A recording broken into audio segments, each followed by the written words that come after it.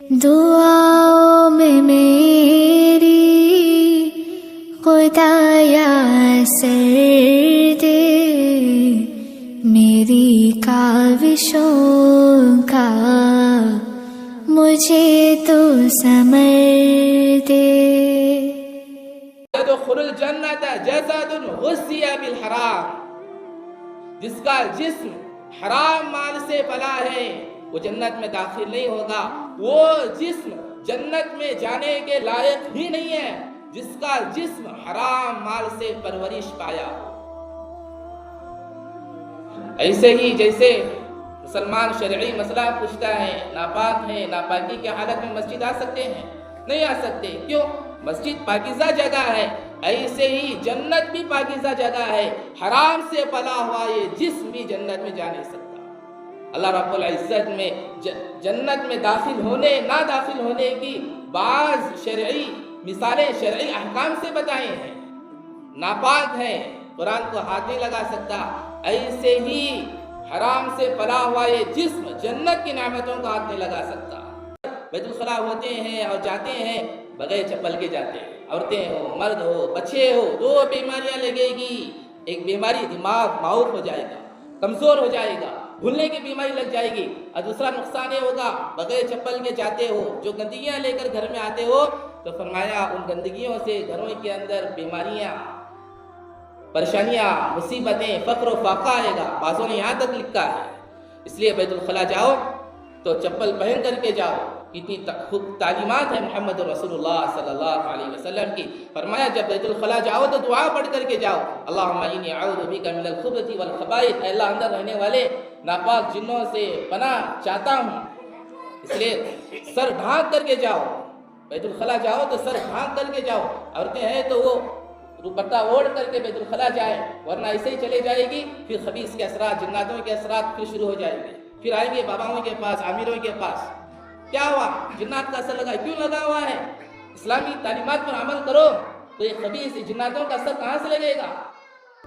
سر ڈھانک کر کے جاؤ، بیت الخلاء جاؤ، اس سے خبیث ناپاک جناتوں کا اثر نہیں ہوگا۔ صلی اللہ علیہ وسلم ارشاد فرماتے ہیں، لا يدخل الجنت دیوس، دیوس آدمی جنت میں داخل نہیں ہوگا۔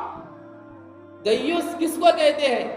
حضرات صحابہ پوچھنے لگے، قیل یا رسول اللہ صلی اللہ علیہ وسلم، دیوس کس کو کہتے ہیں؟ تو حضور صلی اللہ علیہ وسلم نے ارشاد فرمایا، دیوس وہ آدمی ہے جس کے گھر کی عورتیں بے حیائی میں مبتلا ہو جائے، جس کے گھر کی عورتیں حرام کاری میں مبتلا ہو جاتی ہے، جس کی بیوی حرام کاری میں مبتلا ہو جاتی ہے، کسی دوسرے سے ناجائز تعلقات قائم رکھتی ہے، شوہر کو معلوم ہے، معلوم ہونے کے باوجود بھی اپنی بیوی کو روکتا نہیں ہے، وہ دیوس آدمی ہے۔ اور دیوس جنت کیا، جنت کی خوشبو بھی نہیں سنگے گا۔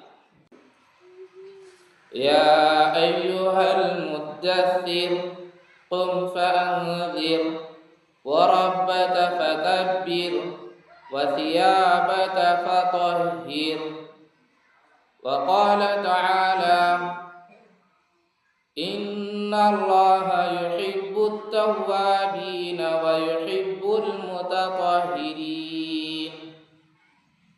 قال النبي صلى الله عليه وسلم الطهور شطر الإيمان، أو كما قال عليه الصلاة والسلام۔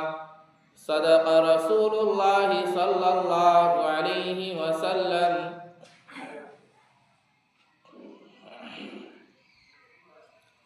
مسلمان بھائیوں، بزرگوں، دوستوں، عزیزوں، قرآن مجید کی آیات، حدیث پاک کی روشنی میں آپ حضرات کے سامنے آج کے اس جمعہ کے اندر جس عنوان پر گفتگو کرنا ہے، جو بات عرض کرنا ہے، وہ ہے اسلام کا ایک بہت اہم حکم ہے کہ مسلمان کو کس قدر پاک صاف رہنے کا اہتمام کرنا چاہیے۔ پاکی صفائی میں غفلت برتنا کتنے نقصانات ہیں اس کے تعلق سے عرض کرنا ہے۔ اسلام ایک ایسا کامل مکمل دین ہے جو ذہن، روح، جسم کی پاکی صفائی اور پاکیزگی کو پسند کرتا ہے۔ اسلام انتہائی پاکیزہ مذہب ہے، یہ اپنے ماننے والوں کو پاکی صفائی کا حکم دیتا ہے۔ چنانچہ قرآن مجید کی آیت میں اللہ رب العزت ارشاد فرماتے ہیں: ما يريد الله ليجعل عليكم من حرج ولكن يريد ليطهركم وَلِيُتِمَّ نِعْمَتَهُ عَلَيْكُمْ لَعَلَّكُمْ تَشْكُرُونَ۔ اللہ رب العزت پاکی صفائی کے ذریعے سے تمہیں تنگی میں ڈالنا نہیں چاہتے، وَلَكِنْ يُرِيدُ لِيُطَهِّرَكُمْ، بلکہ اللہ رب العزت تمہیں پاک صاف رکھنا چاہتے ہیں۔ وَلِيُتِمَّ نِعْمَتَهُ عَلَيْكُمْ، تم پر اپنی نعمت پوری کرنا چاہتے ہیں، لَعَلَّكُمْ تَشْكُرُونَ، تاکہ تم شکر گزار بنو۔ معلوم ہوتا ہے پاکی صفائی یہ بھی ایک اللہ کی بہت بڑی نعمت ہے۔ قرآن مجید کی ایک سورت ہے سورہ مدثر، اس سورت کے اندر اللہ رب العزت ارشاد فرماتے ہیں: یا ایھا المدثر قم فانذر وربک فکبر وثیابک فطہر۔ یا ایھا المدثر، اے کملی والے، کمبل اوڑھنے والے نبی کو کہا جا رہا ہے، قم فانذر، اپنی جگہ سے کھڑے ہو جاؤ اور لوگوں کو ڈراؤ اللہ کے عذاب سے، جہنم سے، دوزخ سے۔ وَرَبَّكَ فَكَبِّرْ، اور اپنے رب کی بڑائی بیان کرو۔ وَثِيَابَكَ فَطَهِّرْ، اور اپنے کپڑوں کو پاک صاف رکھو۔ یہ حکم سرکار دو عالم صلی اللہ علیہ وسلم کو دیا جا رہا ہے، جس کے پسینے میں بھی خوشبو ہے، جس کے لعاب میں اللہ نے شفا رکھا ہے، جس کے ہاتھوں میں اللہ نے دنیا کے خزانے رکھے ہیں، ان کو حکم ہو رہا ہے وَثِيَابَكَ فَطَهِّرْ، اپنے کپڑوں کو پاک صاف رکھو۔ در حقیقت نبی اکرم صلی اللہ علیہ وسلم کے واسطے سے پوری امت کو حکم ہے کہ وہ اپنے کپڑوں کو پاک صاف رکھے۔ وَثِيَابَكَ فَطَهِّرْ، اس آیت میں اپنے کپڑوں کو پاک صاف رکھنے کا حکم ہے۔ ہم سمجھتے ہیں کہ نماز کے لیے کپڑے پاک صاف رہنا ضروری ہے، نماز کے لیے ضروری ہے ہی ہے۔ نماز کے علاوہ باقی تمام حالتوں میں انسان کو اپنے کپڑے پاک صاف رکھنا چاہیے۔ قرآن مجید کی ایک اور آیت میں اللہ رب العزت ارشاد فرماتے ہیں: ان اللہ یحب التوابین ویحب المتطہرین۔ اللہ رب العزت توبہ کرنے والوں سے محبت کرتے ہیں اور پاک صاف رہنے والوں سے بہت پسند کرتے ہیں۔ اسلام میں کتنی تاکید ہے، جیسے صبر کرنے والوں سے اللہ محبت کرتے ہیں، شکر کرنے والوں سے اللہ محبت کرتے ہیں، جہاد میں جانے والوں سے محبت کرتے ہیں، صدقہ دینے والوں سے محبت کرتے ہیں، تہجد گزار سے محبت کرتے ہیں۔ ایسے ہی پاک صاف رہنے والوں سے بھی اللہ محبت کرتے ہیں۔ دل کا پاک ہونا بھی اہم ہے، نگاہوں کا پاک ہونا بھی اہم ہے، زبان کا پاک ہونا بھی اہم ہے، کانوں کا، دل و دماغ کا پاک ہونا بھی اہم ہے۔ ایسے ہی جسمانی کپڑوں کا پاک ہونا بھی بہت اہم ہے۔ قرآن مجید کی ایک اور آیت میں اللہ رب العزت ارشاد فرماتے ہیں فیہ رجال یحبون ان یتطہروا واللہ یحب المطہرین۔ حضرت انس رضی اللہ عنہ راوی ہیں، فرماتے ہیں کہ نبی اکرم صلی اللہ علیہ وسلم ہجرت کر کے مدینہ آئے۔ مدینے میں داخل ہونے سے پہلے قباء میں آپ نے 14 دن قیام فرمایا، تو وہاں اللہ رب العزت نے قباء والوں کے بارے میں آیت نازل فرمائی فیہ رجال یحبون ان یتطہروا واللہ یحب المطہرین۔ اللہ ان کی پاکی صفائی کو بیان کر رہے ہیں۔ قباء والے کیسے پاک رہتے تھے، صاف رہتے تھے۔ فیہ رجال یحبون ان یتطہروا، یہ جو قباء کا ایریا ہے، یہ جو قباء کا شہر ہے جس میں لوگ رہتے ہیں، یہ لوگ بہت پاک صاف رہتے ہیں اور پاکی کو پسند کرتے ہیں۔ آیت نازل ہونے کے بعد نبی اکرم صلی اللہ علیہ وسلم نے قباء والوں کو بلایا اور پوچھا تم لوگوں کے پاکی صفائی کا کیا نظام ہے؟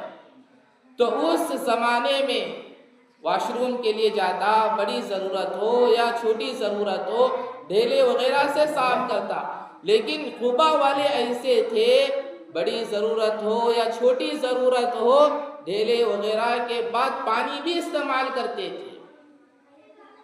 تو اللہ نے ان کی پاکی صفائی کو بیان کر رہے ہیں فیہ رجال یحبون ان یتطہروا۔ دیکھو قباء والے کیسے لوگ ہیں، کیسے پاک صاف رہتے ہیں، پاکی صفائی کو پسند کرتے ہیں۔ اللہ ان کی پاکی بیان کر رہے ہیں۔ پاک صاف رہنا بہت اہم ہے اور ضروری ہے۔ ایک حدیث میں ہے، حضور صلی اللہ علیہ وسلم ارشاد فرماتے ہیں لا يدخل الجنة من كان في قلبه مثقال ذرة من كبر، جس کے دل میں رائی کے دانے کے برابر بھی تکبر ہو وہ جنت میں داخل نہیں ہوگا۔ جب یہ حدیث سنائی گئی، صحابہ میں سے بعض صحابہ پریشان ہوئے، کہنے لگے یا رسول اللہ، تو پھر ہم اچھا کپڑا پہنتے ہیں، بھاری کپڑا پہنتے ہیں، اچھا امامہ پہنتے ہیں، عرب اس زمانے میں شاہانہ لباس پہنتے ہیں، تو پھر دیکھنے والے کو یہ لگے گا یہ انانیت ہے، یہ تکبر ہے، یہ میں پنا ہے، تو پھر ہم اچھا کپڑا پہن ہی نہیں سکتے۔ تو حضور صلی اللہ علیہ وسلم نے ارشاد فرمایا حدیث کا وہ مطلب بیان نہیں ہے اچھا کپڑا پہننا، بھاری کپڑا پہننا، اچھے جوتے پہننا یہ تکبر کی علامت نہیں ہے۔ ان اللہ جمیل یحب الجمال، اللہ پاک ہیں، پاکی کو پسند کرتے ہیں، اللہ خوبصورت ہیں، خوبصورتی کو پسند کرتے ہیں۔ تکبر دو باتوں میں ہوتا ہے۔ پہلی بات کیا ہے؟ تکبر یہ ہے اگر تم غلطی پر ہو، اگر تمہیں اس کا کوئی علم نہیں ہے، اگر کوئی تمہیں صحیح بات، حق بات، غلط بات قرآن و حدیث کی روشنی میں بتا رہا ہو تو ماننے کے لیے تیار نہ ہی ہو تو پھر یہ تکبر ہے۔ کیا بہترین بات فرمائی! قرآن و حدیث کی روشنی میں اگر تمہیں صحیح بات بتا رہا ہے تو ماننے کے لیے تیار نہیں ہو تو پھر تمہارے اندر تکبر ہے۔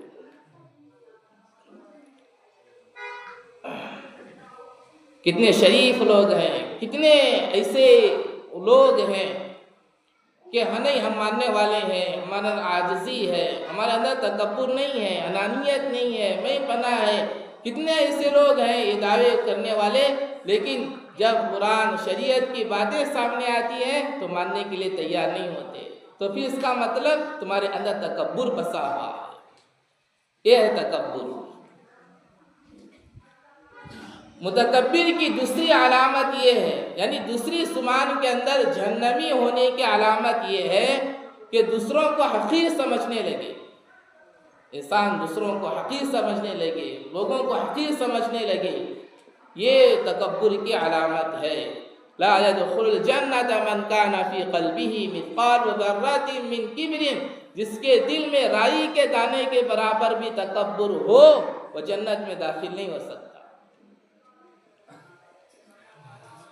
دوسری حدیث میں ہے ان اللہ طیب یحب الطیب، اللہ پاک ہے، پاکی کو پسند کرتے ہیں، نظیف یحب النظافت، اللہ صاف ستھرے ہیں، صفائی کو پسند کرتے ہیں، کریم یحب الکرم، اللہ سخی ہے، سخاوت کو پسند کرتے ہیں، اللہ نیک ہے، نیکی کو پسند کرتے ہیں۔ تو کیا معلوم ہوا؟ پاکی اللہ کو پسند ہے، صفائی اللہ کو پسند ہے۔ پاکی صفائی دونوں میں تھوڑا فرق ہے۔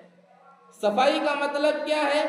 دیکھنے میں کچرا دھول پڑا ہوا نہیں ہے تو یہ صاف ہے۔ پاکی کا کیا مطلب ہے؟ دیکھنے میں صاف ہے لیکن اندر سے گندا ہے، یہ ناپاک ہے۔ تو اسلام صفائی کا بھی حکم دیتا ہے، پاکی کا بھی حکم دیتا ہے۔ اور ایک حدیث میں ہے حضور صلی اللہ علیہ وسلم ارشاد فرماتے ہیں تنزفوا بکل ما استطعتم، جہاں تک ہو سکے پاک صاف رہنے کی کوشش کرو، فإن اللہ تعالی بنى الاسلام علی النظافہ، اللہ رب العزت نے اسلام کی بنیاد رکھی ہے پاکی صفائی پر۔ اور آگے فرمایا وَلَن يَدْخُلُ الْجَنَّةَ إِلَّا كُلُّ نَظِيفٍ، جنت میں داخل نہیں ہوگا مگر وہ شخص جو پاک صاف رہتا ہے۔ یہاں پاک صاف سے مراد عقیدے کی پاکی مراد ہے، اعمال کی پاکی مراد ہے، کفر و شرک سے پاک ہونا بھی مراد ہے۔ ان تمام گناہوں سے، ان تمام گندگیوں سے، ان تمام برائیوں سے بچنا ضروری ہے جو انسان کو جنت میں جانے کے لیے روکتا ہے۔ کیا ہے؟ ایک حدیث میں ہے حضور صلی اللہ علیہ وسلم ارشاد فرماتے ہیں لا يدخل الجنت قاطع، رشتے داری توڑنے والا جنت میں داخل نہیں ہوگا۔ اور ایک حدیث میں ہے حضور صلی اللہ علیہ وسلم ارشاد فرماتے ہیں لا يدخل الجنت قطاط، چغل خور جنت میں داخل نہیں ہوگا۔ اور ایک حدیث میں ان الصدق بر ان البر يهدي الى الجنہ، سچ بولنا نیکی ہے اور نیکی جنت میں لے جاتی ہے۔ وَإِنَّ الْكِذْبَ فُجُورٌ وَإِنَّ الْفُجُورَ يَهْدِي إِلَى النَّارِ، جھوٹ بولنا گناہ ہے اور گناہ دوزخ میں لے جاتا ہے۔ اور ایک حدیث میں ہے لا يدخل الجنة، ایسے لوگ ہیں جنت میں داخل نہیں ہوں گے۔ کتنے ہیں وہ لوگ؟ لیکن 4 لوگوں کے بارے میں یہاں پر بیان ہے اس حدیث کے اندر۔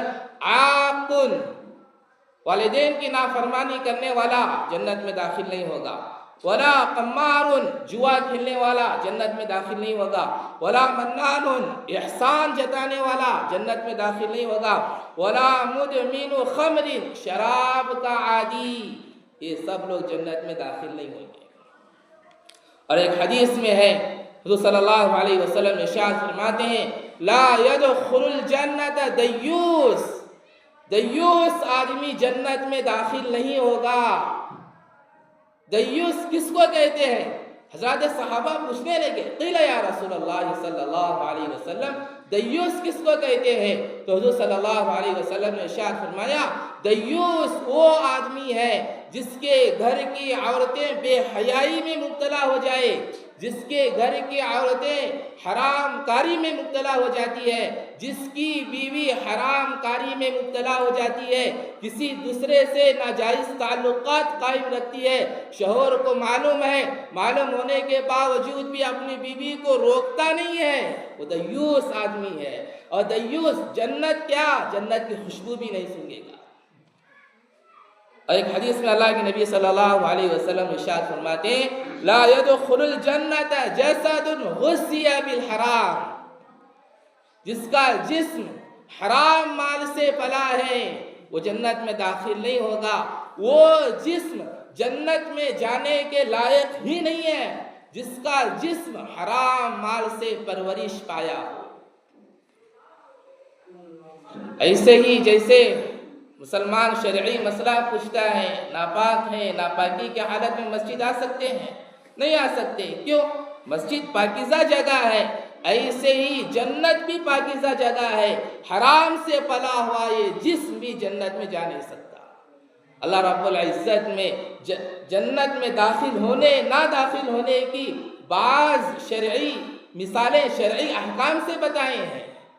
ناپاک ہے، قرآن کو ہاتھ نہیں لگا سکتا، ایسے ہی حرام سے پلا ہوا یہ جسم جنت کی نعمتوں کا ہاتھ نہیں لگا سکتا۔ اس لیے حلال کھانے کی اہمیت پیدا کرو، اپنے اولاد کو حلال کھلاؤ۔ ایسے ہی بہت سارے گناہ ہیں جس کی وجہ سے انسان جنت میں داخل نہیں ہو سکتا، تو فرمایا ان تمام گناہوں سے، ان تمام برائیوں سے، گندگیوں سے پاک صاف رہنا چاہیے جو انسان کو جنت میں داخل ہونے کے لیے روکتا ہو۔ اسلام کے اندر پاکی صفائی کی کتنی اہمیت ہے، سنو۔ اسلام آنے سے پہلے اس زمانے کے اندر پاکی صفائی کا کیا عالم تھا؟ نبی اکرم صلی اللہ علیہ وسلم دنیا میں آنے سے پہلے جو دنیا میں مذاہب پائے جاتے تھے ان کی پاکی صفائی کا کیا حال تھا؟ ان کی ہسٹری، تاریخ کی کتابوں میں لکھا ہے بدن پر اچھا کپڑا پہننا، پاک کپڑا پہننا، صاف کپڑا پہننا عیب سمجھا جاتا تھا، عیب سمجھا جاتا تھا۔ اگر کوئی پاک صاف کپڑا پہنتا ہے، اچھا کپڑا پہنتا ہے تو اس کو گھٹیا نظر سے دیکھتے تھے، یہ کیسا آدمی ہے؟ بالکل تاریخ گواہ ہے، صحیح فرمایا بنی اسرائیل نے جہاں جہاں انگلیاں ڈالی ہے یہ امت بھی وہاں انگلی ڈالے گی، بنی اسرائیل نے جہاں جہاں کھجایا ہے یہ امت بھی وہاں کھجائے گی۔ آج ٹی شرٹ، جینس پھٹی پرانے کپڑے، ایسے کپڑے بھاری بھاری لوگ پیسے دے کر کے پہنتے ہیں، بولتے ہیں کہ یہ فیشن ہے، 2020 کا فیشن ہے، 2025 کا فیشن ہے۔ ران دکھ رہی ہے، گھٹنا دکھ رہا ہے، صدر دکھ رہا ہے، پیچھے کا حصہ نظر آ رہا ہے، بولتے ہیں کہ فیشن ہے۔ زمانہ لوٹ کر کے آ رہا ہے پھر واپس۔ ارے پرانے لوگوں سے جا کر کے پوچھو، پھٹے پرانے کپڑے نہیں پہن سکتے بول کر کے بھکاریوں کو دے دیتے تھے، عیب سمجھا جاتا تھا، بھکاریوں کو دے دیتے تھے۔ وہی بھکاریوں کے کپڑے آج شو روم میں بک رہے ہیں۔ اے نوجوان بڑی شان کے ساتھ بھکاریوں کے کپڑوں کو خرید کر لا کر کے پہن رہا ہے، اسے احساس تک نہیں ہے۔ بھکاری کو دیکھے ہو، بھیک مانگنے والے کو دیکھے ہو، اچھا کپڑا پہنتا ہے، کبھی یہاں پھٹا رہتا ہے، کبھی وہاں پھٹا رہتا ہے، کبھی نیچے پھٹا ہوا رہتا ہے، کبھی کہاں پھٹا ہوا رہتا ہے۔ بھکاری پھٹے ہوئے کپڑے پہنتا ہے، وہ پھٹے ہوئے کپڑے آج شروع میں بک رہے ہیں، اے جوان بڑی فخر کے ساتھ جا کر کے خرید کر لا کر کے پہن رہا ہے، اور اس کو بول رہا ہے کہ فیشن ہے۔ اگر یہ فیشن ہے تو ایک اور چیز اپنا لو، ایک اور فیشن سمجھ لو۔ بھکاری کٹورا لے کر کے بیٹھتا ہے اور یہ بھی تم بھی کٹورا لے کر کے بیٹھ جاؤ، یہ بھی ایک فیشن ہے۔ تو اسلام آنے سے پہلے غسل کرنے کو جرم سمجھا جاتا تھا، نہاتے نہیں تھے، مہینہ مہینہ، 2 مہینے، سال گزر جاتا تھا، پاکی صفائی کا کوئی خیال نہیں رکھتے تھے۔ مونچھیں کترانا، جسم کے بال صاف کرنا عیب سمجھا جاتا تھا، جرم سمجھا جاتا تھا۔ اسلام آنے کے بعد فرمایا کہ مونچھوں کو کتراؤ، داڑھی کو بڑھاؤ، زیر ناف کے بال، بغل کے بال مہینہ ہونے سے پہلے اس کو صاف کرو۔ 2 مہینے، 3 مہینے گزر جاتے ہیں لیکن اس کی طرف توجہ ہی نہیں جاتی ہے۔ اسلام کتنی پاکی صفائی کا خیال دے رہا ہے۔ اسلام میں سب سے پہلے حکم نماز کا ہے۔ نماز پڑھنے سے پہلے کہا گیا جگہ کا پاک ہونا، بدن کا پاک ہونا، کپڑوں کا پاک ہونا، قبلے کی طرف رخ کرنا۔ یہ پاک ہونا کیوں کہا جا رہا ہے؟ اس لیے کہ پاکی مقدم ہے۔ وضو میں حکم دیا گیا کہ کھلی کرو، ناک صاف کرو، مسواک کرو، کیوں؟ پاکی کو مقدم رکھا گیا۔ اور وضو کو اتنا نازک بنایا، ٹیک لگا کر سو گئے، وضو ٹوٹ گیا، ہوا خارج ہو گئی، وضو ٹوٹ گیا، بدن کے کسی حصے سے خون یا پیپ نکل کر بہہ گیا تو وضو ٹوٹ گیا۔ وضو کو کتنا نازک بنایا گیا۔ اسلام میں حکم دیا گیا غسل جنابت پیش آئے فوراً غسل کرو، تاکیدی حکم ہے، فوراً غسل کرو۔ بیت الخلا جاؤ تو چپل پہن کر کے جاؤ، ننگے پیر بیت الخلا نہ جاؤ، بہت خطرناک بیماری ہے مسلمانوں کے اندر. بعض مسلمانوں کے گھروں کے اندر بیت الخلاء ہوتے ہیں اور جاتے ہیں بغیر چپل کے جاتے ہیں. عورتیں ہو، مرد ہو، بچے ہو، 2 بیماریاں لگے گی. ایک بیماری دماغ معوق ہو جائے گا، کمزور ہو جائے گا، بھولنے کی بیماری لگ جائے گی. اور دوسرا نقصان یہ ہوگا بغیر چپل کے جاتے ہو، جو گندگیاں لے کر گھر میں آتے ہو تو فرمایا ان گندگیوں سے گھروں کے اندر بیماریاں، پریشانیاں، مصیبتیں، فقر و فاقہ آئے گا. بعضوں نے یہاں تک لکھا ہے. اس لیے بیت الخلاء جاؤ تو چپل پہن کر کے جاؤ. کتنی خوب تعلیمات ہیں محمد رسول اللہ صلی اللہ علیہ وسلم کی. فرمایا جب بیت الخلاء جاؤ تو دعا پڑھ کر کے جاؤ. اللہم انی اعوذ بک من الخبث والخبائث. اے اللہ اندر رہنے والے ناپاک جنوں سے پناہ چاہتا ہوں. اس لیے سر ڈھانک کر کے جاؤ. بیت الخلاء جاؤ تو سر ڈھانک کر کے جاؤ. عورتیں ہیں تو وہ دوپٹہ اوڑھ کر کے بیت الخلاء جائیں، ورنہ ایسے ہی چلے جائے گی. پھر خبیث کے اثرات، جناتوں کے اثرات پھر شروع ہو جائیں گے. پھر آئیں گے باباؤں کے پاس، امیروں کے پاس. کیا ہوا؟ جنات کا اثر لگا. کیوں لگا ہوا ہے؟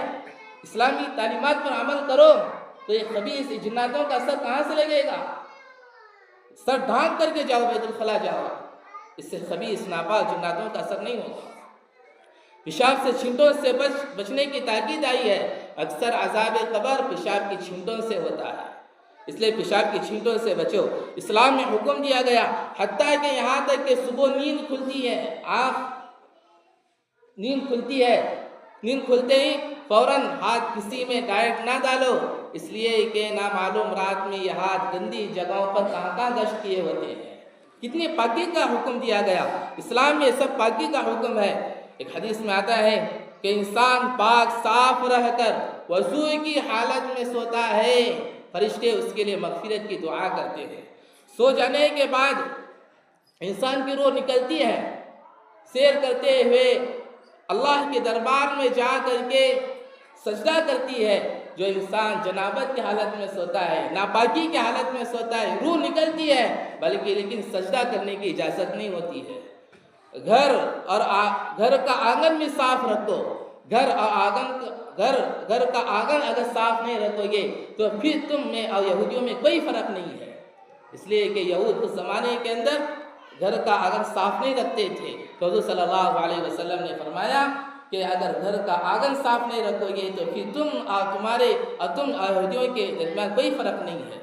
اس لیے حدیث میں آتا ہے حضور صلی اللہ علیہ وسلم ارشاد فرماتے ہیں الطہور شطر الایمان، پاکی آدھا ایمان ہے.